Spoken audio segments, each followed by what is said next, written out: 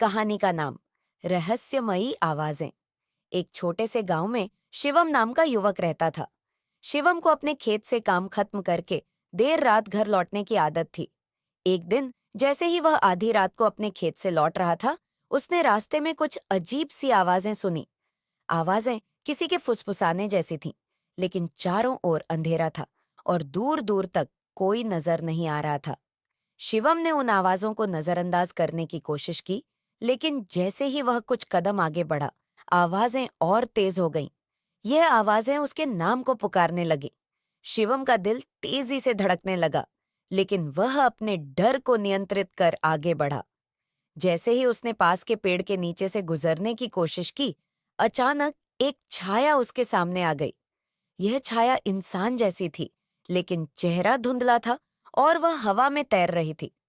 शिवम ने घबराते हुए पूछा, कौन हो तुम और मुझे क्यों बुला रहे हो?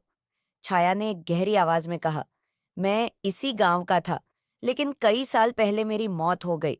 मेरी आत्मा यहाँ फंसी हुई है और मुझे मुक्ति चाहिए। शिवम की हिम्मत थोड़ी बढ़ी और उसने पूछा, मैं आपकी कैसे मदद कर सकता हूँ? छाया ने कहा, तुम्हें गांव के पुराने कुएं में जाना होगा। वहां एक सोने की मूर्ति दबी हुई है। उसे बाहर निकालकर गांव के मंदिर में स्थापित करो, तभी मेरी आत्मा को शांति मिलेगी।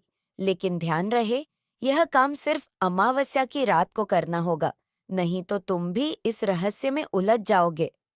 शिवम ने डरते हुए हाँ कर दी। अमावस्या की रात को उसने अपने कुछ दोस्तों के साथ गांव के उस पुराने कुएं में जाने का निर्णय लिया। वे सब उस रात कुएं तक पहुंचे और खुदाई शुरू की। जैसे ही उन्होंने कुछ मिट्टी हटाई, उन्हें सोने की चमक दिखाई दी। वह वही मूर्ति थी जिसके बारे में छाया ने बताया था। वे मूर्ति को बाहर निकालने लगे, लेकिन तभी उन्हें चारों ओर से अजीब सी आवाजें सुनाई देने लगीं और ऐसा लगा मानो कोई अदृश्य ताकत उन्हें रोकने की कोशिश कर रही हो। शिवम ने हिम्मत नहीं हारी और मूर्ति को लेकर मंदिर की ओर भागा।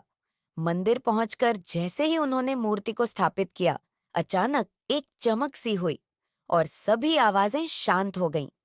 अगले दिन गांव में किसी ने भी रहस्यमयी आवाजें नहीं सुनी और शिवम ने महसूस किया कि उसने उस आत्मा को मुक्ति दिलाई थी।